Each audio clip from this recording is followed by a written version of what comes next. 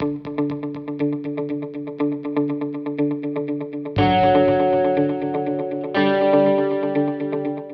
you guys kind of wrap up and get into dessert here, we are going to keep moving with the program here. I did miss a couple of special guests, and I apologize for that. I want to point out David Chim in the back half of the room there from Senator Marshall's staff from Kansas, and also Abby Goings from Representative Tracy Mann's staff here as well today. So I want to thank them for coming earlier, and I apologize for missing you. But we are, I think, ready to get started here. So we are very, very excited to have Dr. Sara Place here today.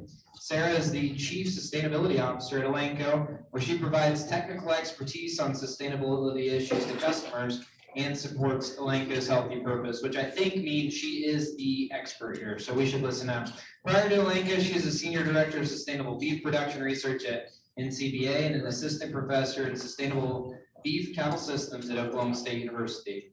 She's received her PhD in Animal Biology from UC Davis, a BS in Animal Science from Cornell, and an AAS in Agriculture Business from Morrisville State College. I'm not gonna lie, I don't know what an AAS is, so you can maybe teach us here today. That's right, better than ASS. Okay, well, please, let's give a big round of applause and welcome Dr. Sara Place to the stage.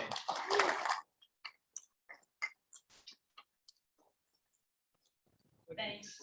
Yeah, okay, very good. Yeah. That one's always going a little deep in the bio to put that one in there, but yeah. I think what I'll build on today is really a lot of the great stuff that I heard this morning that I'm gonna almost kind of hopefully pull some of these things together, these concepts of the idea of value add, or what are the key issues that we're facing. But what I'll do is do a much deeper dive into this issue of climate change and this climate neutrality, right, that NCBA has referenced in their new goals, and to do a little bit deeper dive into that. We think about what does that actually mean, and then what are the implications from a traceability standpoint and how that can play. So if we think about sustainability, and this is again kind of dovetailing off some of the stuff that John mentioned earlier, right, is a multifaceted issue in terms of its environment. And of course, we get all this focus on environmental footprints, so things like carbon footprints and water footprints. But there are other issues there as well, right? And the benefits of beef production is one of those things that we haven't gotten our arms around or haven't been able to market and communicate as well as probably we could from a standpoint of all the proteins you could put on your plate, right? Beef is the one that brings with it wildlife habitat, biodiversity, and all these other great things, right, from that standpoint. But we also have the economic issues. Like first and foremost, if you're not economically viable, you don't have a sustainable system, right? And then when we think about the social issues, this is where it gets really squishy and harder. Everything from animal welfare to cultural views of how we use animals to what we consume, right? It's all wrapped up in sustainability. And this is why it's such a tough issue at times, because people may prioritize these things differently. And that's on the slide there, that key thing, right, is it's about value judgments at the end of the day. A lot of this conversation about sustainability, it's about how should we feed ourselves, how should we have agricultural systems, what they should look like. And of course, anytime we use the word should, we've departed the land of objectivity, basically, right? That's the reality. And so that's that mixture that John mentioned of thinking about feelings and science is all wrapped up in this issue. So with that said, what I'm going to do is it's almost like a funnel. I'm going to start really broad, and we're going to talk about climate change, and we're going to kind of narrow it down and get to this idea of what is climate neutrality, and then what can we actually start tracking, and how can we make this a reality to verify that we are climate neutral in cattle production. So to start off, we think about climate change and putting this in context. They have killed the. Here we go. So this is a fun graph to look at as you're eating, right? Of what is happening here. There's a lot of information on this slide. Basically, to kind of sum it up, is we think about what is on this slide. It is information from the IPCC, the latest report that they had, and this is just highlighting the changes in climate over time. So the vertical axis on this chart, the squiggly lines that are going all over the place, is basically departure of temperature from a global average standpoint from the time frame of 1850 to 1900, right? Which is basically the time frame that all the climate commitments that are out there, the Paris Climate Accord and everything, are basing the temperature off of, right? The baseline, if you will. So the key thing is on the x-axis, we go back on the far left-hand side. This is 60 million years ago, and then going all the way over to today. okay? So the point I want to point out for you guys is to know that the climate definitely has not been stable over time, right? Again, 60 million years ago, this is right after the big old asteroid that took out the dinosaurs, right? Basically sent them on their evolutionary path to become chickens, right? So the other way you can think about it, right? So it was almost 10 degrees centigrade higher back then than it is today, right? That's a huge temperature difference.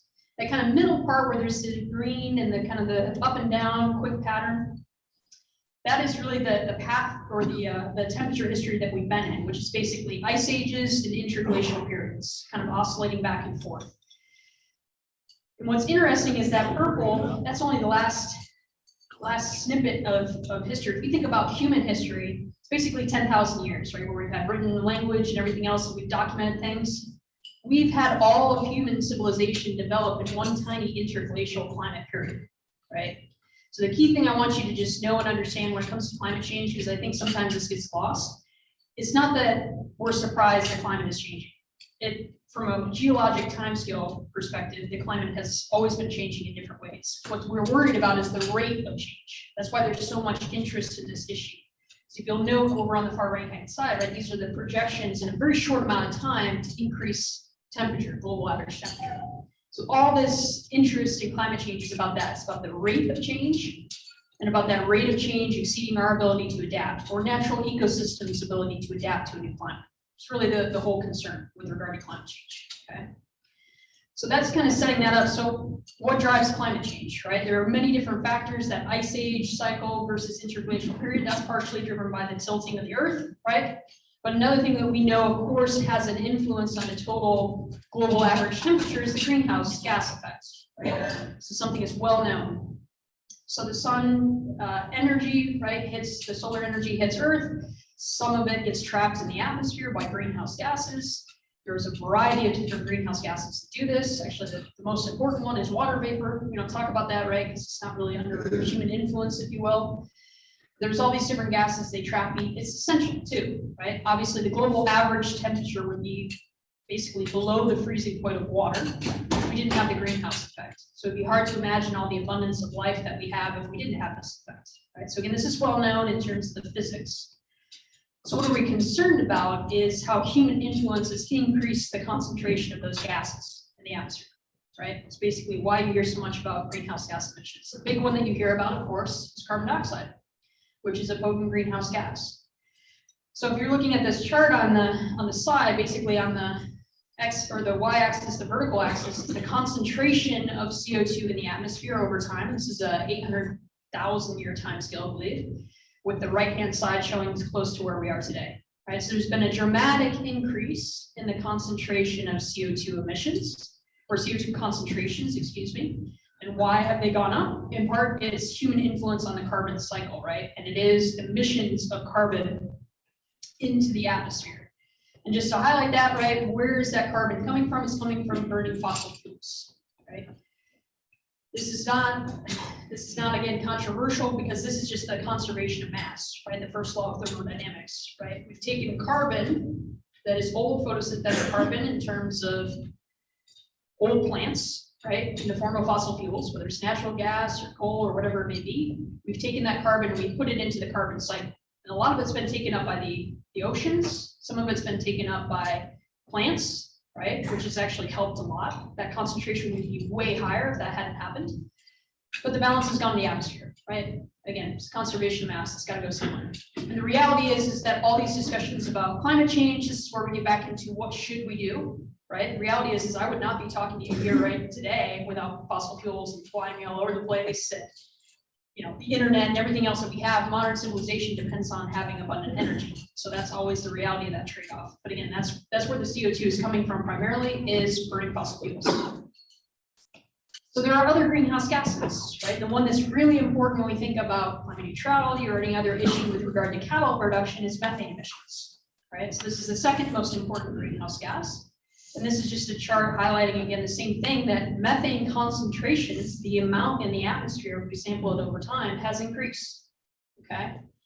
And so again, this is just a chart more recent times, so essentially the last 2,000 years, looking at the concentrations. They have gone up. So where is that coming from? right? There's a variety of sources. And the methane cycle is a little bit more complicated than that story of just the carbon cycle, where we know basically it's fossil fuels and shifts in land use change that's driven it. Methane has multiple sources, right? So there's a lot going on in this slide, but the key thing is as you look on the left-hand side, these are the sources of methane, right? There are so-called human sources, fossil fuels being one. This category of agricultural waste, which is huge, right? Because it's basically everything from rice production to cattle to landfills, right, is contributing to that. And then we have these other up arrows that are actually green, right? Like, so wetlands. Wetlands, for example, is a single larger source than all of cattle enteric fermentation in the world, right? Just the natural methane that comes from swamps, right? We're not trying to drain swamps, right? But we are talking about cattle as an anthropogenic source. That's just one of those distinctions there, how those things get classified. On the right-hand side of this chart are sinks. So there's sources of methane and then there's destruction of methane, right? And the biggest sink is actually the atmosphere itself, right? So what happens with methane is about 10 years or 12 years after a given molecule of methane gets emitted, it gets oxidized in the atmosphere and it gets broken down to CO2, okay? So when we think about how cattle fit in this whole cycle, basically what cattle are doing is they're just taking photosynthetic carbon that gets captured in plants, they're eating it. A small fraction of it, about 1% of the carbon they eat, is emitted as methane. So it's temporarily transforming it into a higher potency gas, and then it goes back to CO2 and the cycle repeats, right, from that standpoint. So why is that important? Because what really matters on this slide is what's in the red, right? The concentration of methane in the atmosphere is actually what matters, right? And we care about emissions because emissions influence the concentration, right? But we had to think about the two sides of the equation. Are emissions increasing? Are emissions in balance with destruction? And that's what's really, really important with methane. Because it's such a fast cycle, the opportunity to influence the concentration, that red square, is a lot more near term than CO2. CO2 is a very long-lived gas, right? It's a stock that builds up. So again, you know, after you eat your lunch, atmospheric chemistry is a great topic, right? So a little bit more context, right? About, okay, so that's kind of a preview of this issue from a global perspective. What about some of the data about greenhouse gas emissions? Where are they actually, the trends, where are they coming from? So what we're looking at here is more of a global view, right? We have emissions on the y-axis and these different colors here. This is just looking from 1990 to 2017, and where are those different emission sources? Are they increasing or are they decreasing? The key one to take into account is on the bottom, those two blue colors are basically all agriculture and all agriculture land use, right? Anything like deforestation or anything combined in the world, okay? So you'll know it's pretty flat. Actually, if you put those two categories together, it's actually decreased the total amount of emissions from agriculture and forestry, all the fiber production in the world, which is kind of amazing that we've kept those emissions stable globally, and we've produced more food for more people, right? That's an incredible story just from a global agriculture perspective. As you can see, the population's up. What's increased is energy emissions, right? As folks have modernized, as countries have modernized, we have more emissions from those sources from fossil fuel burning. So if we're to zoom into the US, that was a global picture and trends over time. If we're to zoom into the US, right? The US EPA puts out a greenhouse gas emission inventory every April, looking at all the sectors of the economy and say, hey, where are these different emission sources from? So what we're looking at on this chart is really just the percent contribution of all these different sectors of our economy on greenhouse gas emissions, right? So in the US, agriculture combined, all crop and plant ag, is about 9 or 10% of greenhouse gas emissions, okay?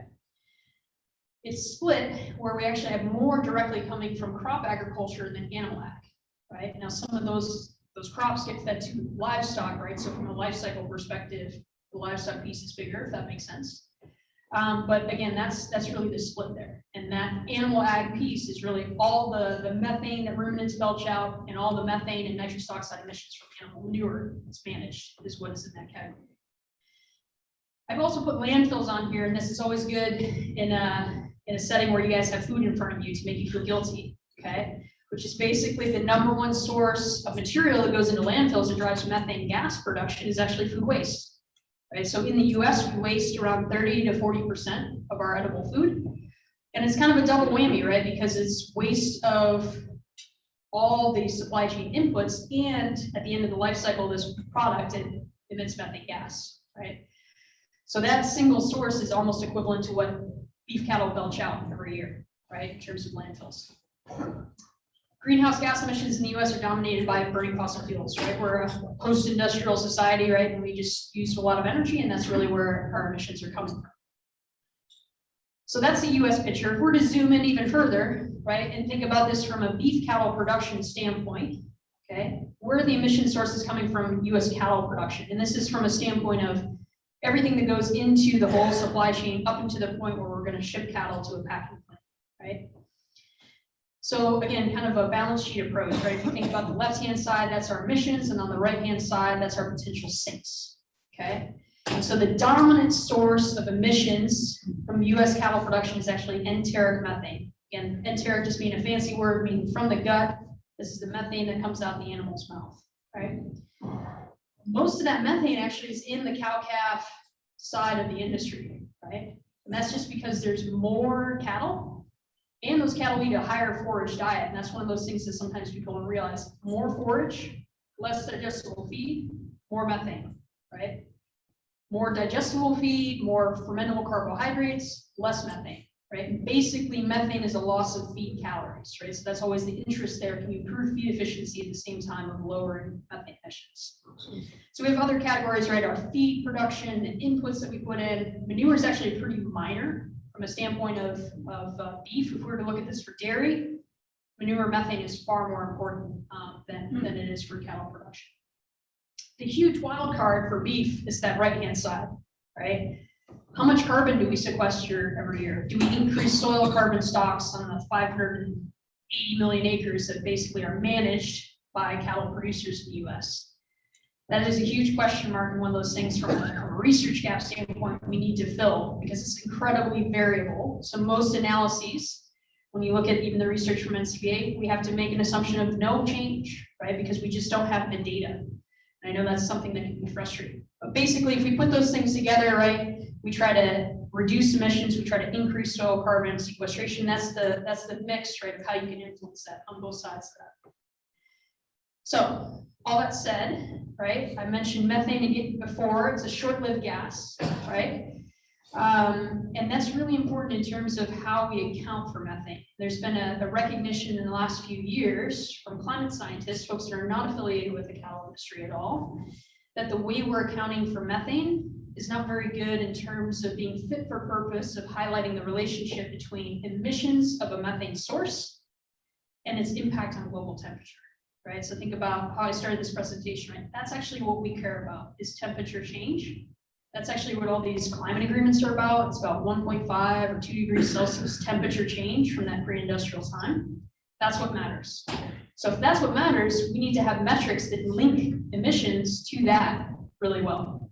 And that's what this group at Oxford has pointed out, and this has been mentioned and referenced in the new IPCC report. So again, the physics of this is very solid, but we need to update how we think about methane emissions, right? And instead of using carbon dioxide equivalents, which is a lot of the stuff I showed you on these slides prior to this, we should be thinking about carbon dioxide warming equivalents, right, or better link that with regards to methane.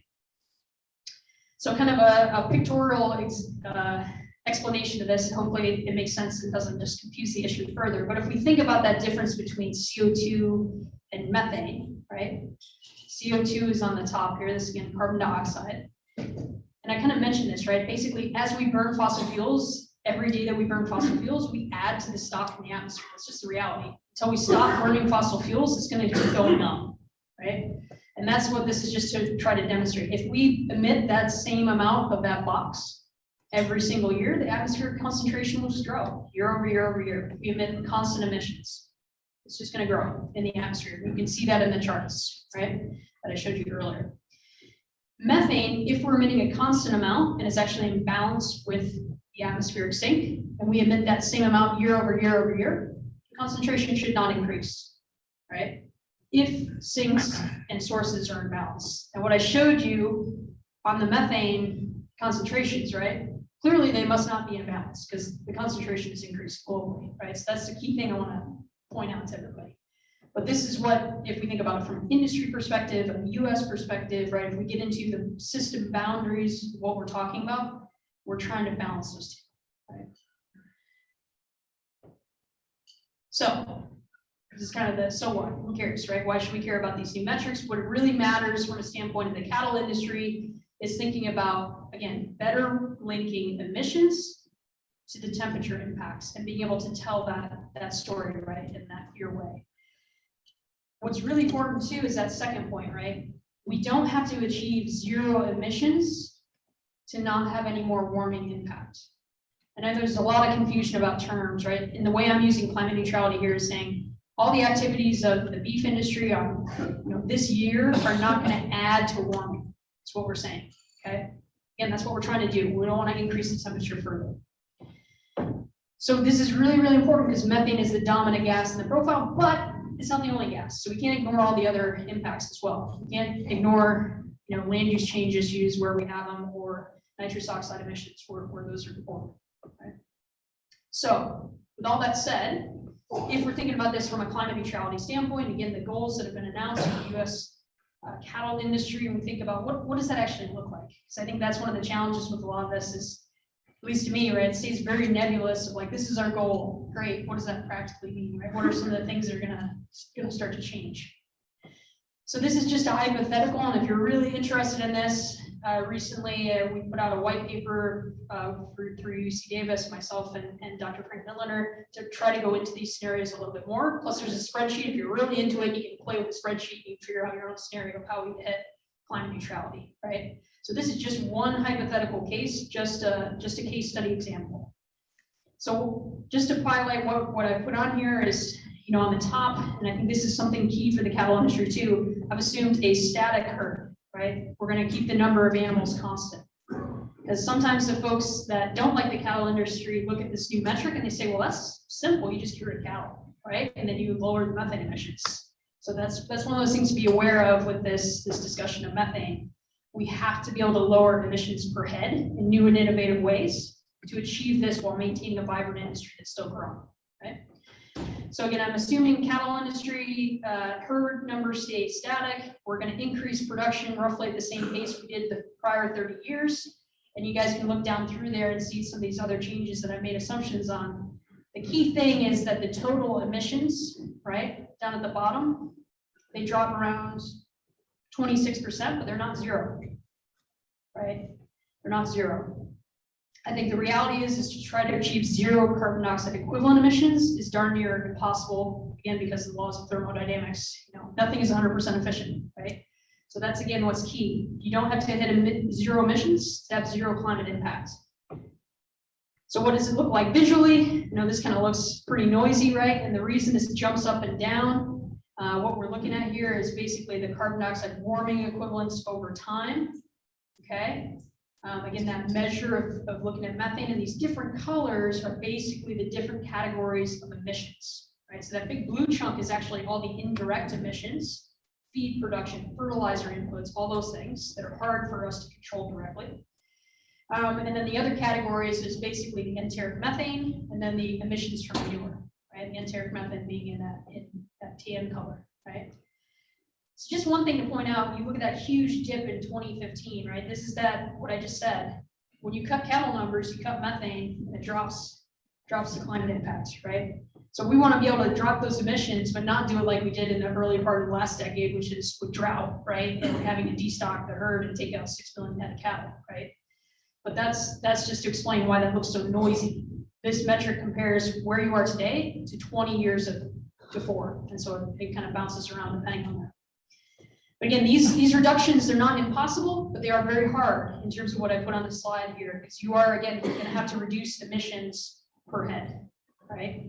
So this is just to highlight here, what does this look like? You got to reduce emissions per head, not just per unit of beef, okay?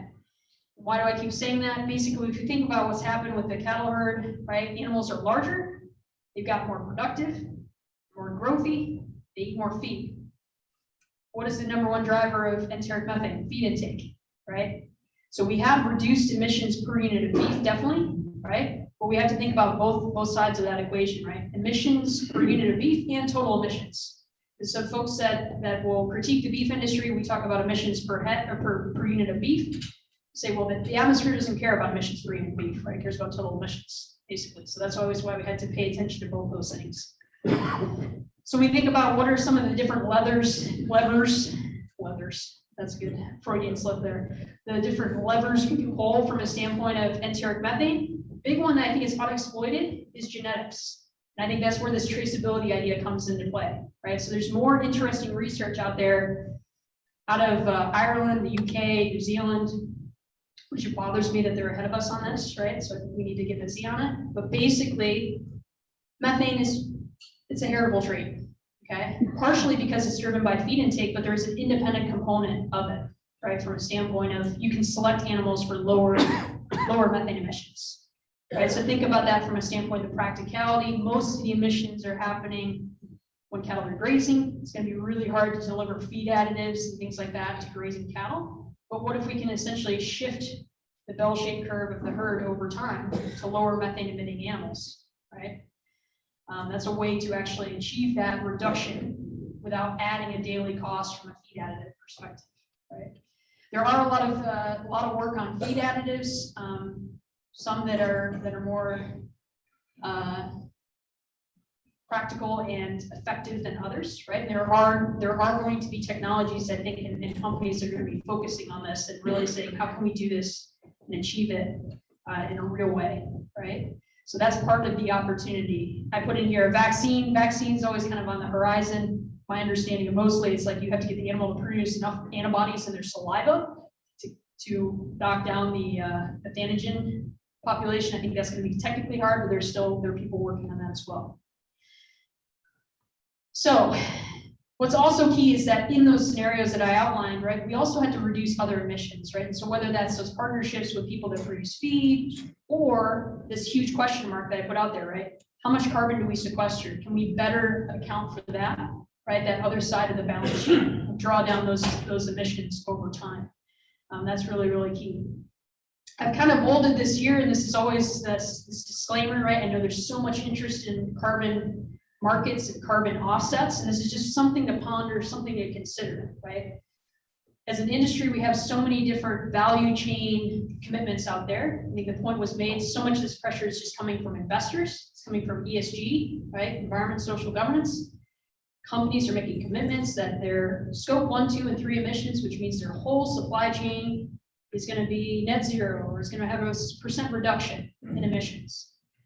What's important about that is that if you're an individual ranch and say you produce a verified carbon reduction through your management practices and you sell that carbon offset to an airline company or Shell or whoever it may be, that reduction no longer exists within the value chain. Hopefully that makes sense. It only exists once. And so I think that's where it's going to be an interesting time going forward. Are we going to have a carbon offset market where it can be sold to anybody? Or we're going to have more carbon insetting, right? Basically value chain alignment where the reductions are being paid for within value chains. Right? Just from a clear accounting standpoint, that's actually better, in my opinion. But what would it need? It would need a verified system. It would need traceability, right? To actually make that work if you were going to do carbon insetting.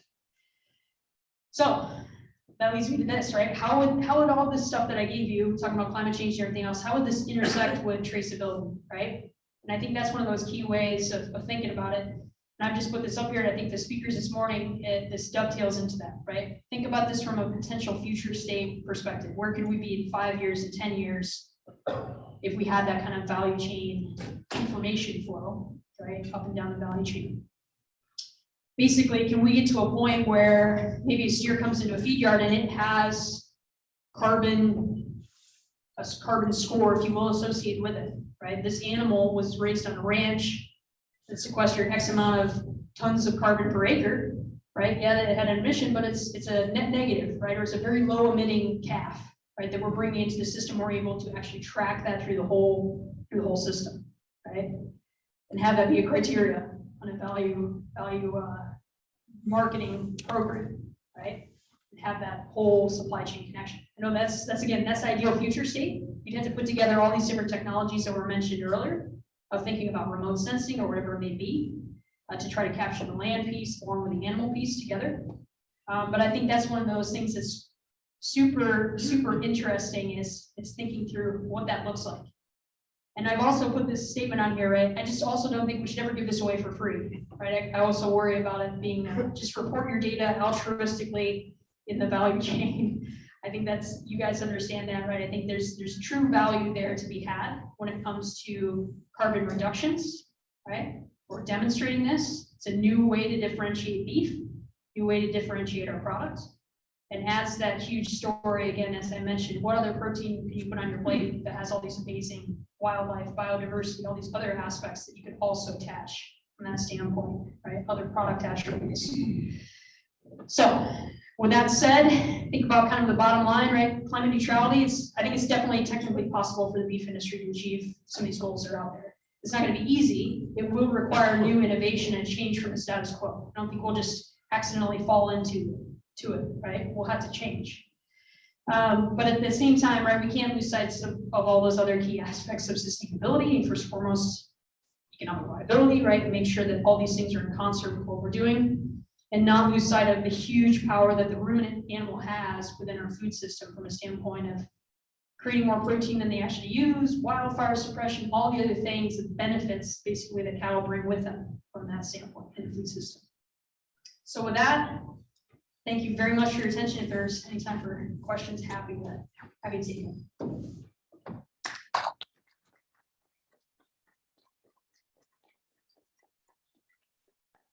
Thank you, Dr. Place. All right, questions time. Let's do some questions. Got one back.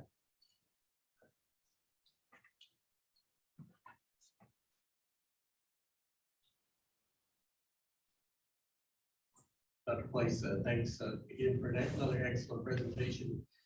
In the piece where you present the kind of the table summary on direct and indirect emissions, so in order to achieve where we want to be in terms of climate neutrality, how do you parcel that out between direct and indirect emissions in terms of what we can own and control ourselves versus the indirect emissions that are upstream? Yes. So one way to think about that is basically the less you get from the indirect reductions, the more burden it puts on us to reduce methane, right? And so in that scenario, just from a mathematics standpoint, if you make no achievement on reducing upstream emissions, had any ability on how to track those, you just have to cut methane and everything even more, right? It puts more of a burden on the actual cattle production side of things. So that's the huge question mark, right? So we have traceability of animals, and then the question is the traceability of feed. And that's very important, especially on the cattle feeding side of things, right? Feed is roughly half the footprint of a given feed yard, right? And so that's that other area of innovation that we'll need is lower footprint feed that can actually be verified, right? And that's, one more time, we may have really good sources of feed right now, but we're just not documenting it. We don't know. So we have to use averages. We use averages, we lose all the reality of people that are better performers versus not, that we're not capturing. And I know there's a lot of work going on in that space, but I think that's another place we'll see that. Yeah. So that's a big one. Place. A question I have about, you mentioned the offsetting versus insetting, super interesting idea. The question I would have is, do you think the market will ever allow us to have an inset model where, because petroleum or whatever has so much more need for the offsets, and we can control it ourselves? Great question. Yeah. So I think the reality is that the price of carbon will drive where it goes, right?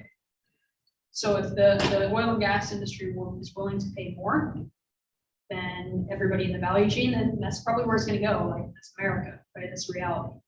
At the end of the day, though, there's that conundrum of then you're not going to be able to meet your commitments that you've made as a value chain company, and the conundrum of, like, there's not enough carbon sequestration potential in the world to offset oil and gas. Period. That's why the carbon sequestration or the carbon concentrations have gone up, right? So emissions will have to be cut to meet any of these climate targets realistically, right?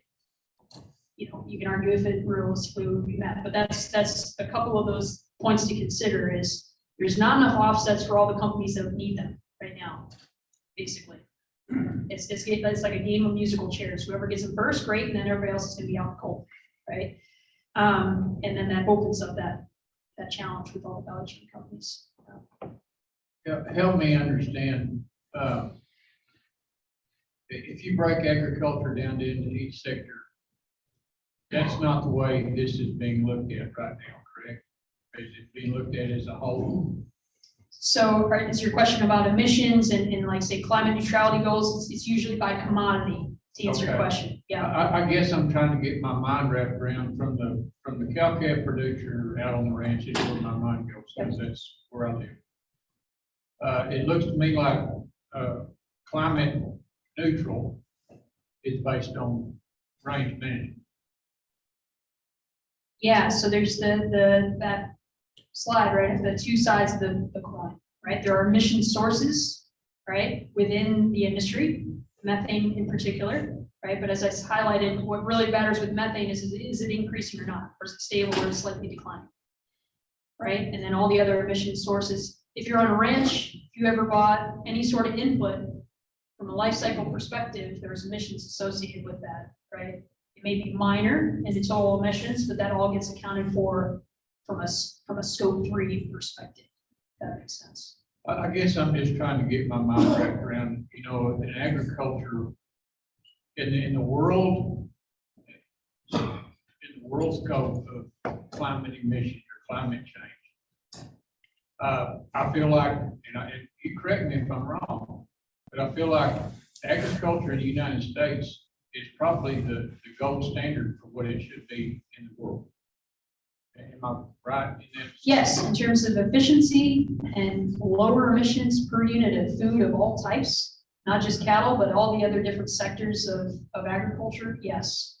And maybe to where your mind is going, right? If you add agriculture and forestry together in the United States, it's a net sink. We usually separate out agriculture from forestry, right? But think back that one chart I had of that time series information globally, agriculture plus forestry in the world is actually a net source, but agriculture and forestry in the US is a net sink. Is that? Okay. Yeah. Thank you. Great questions. Who else has one?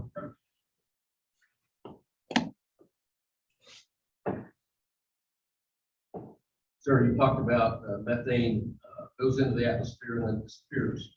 There's some discussion, and I believe this started at Oxford University, about global warming potential measuring of methane in the atmosphere versus global warming potential star. Can you comment on that? Yes, so Jerry, that is exactly what those charts and that white paper is completely about, right? So to just reiterate that, right? Basically, the way methane has been accounted for in all the different climate agreements, and even in the US EPA inventory, is multiplying the mass of methane by one value for a 100-year time scale, and saying basically anytime you have one little gram of methane being emitted, it's bad, right? And we know that's not actually true from the climate response.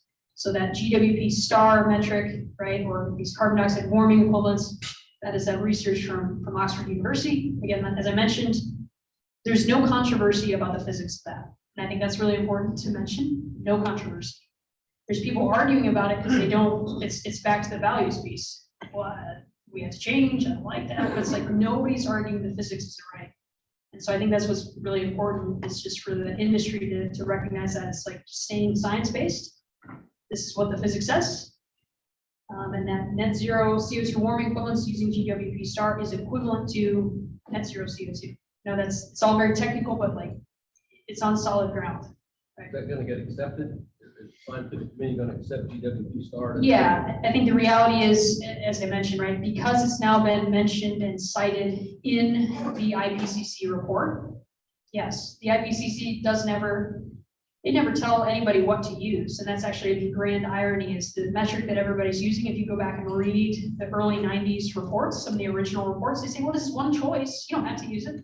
But then everybody just used that, and then you're just, it's like anything, right? The genie got out of the bottle, and then everybody went that way. So.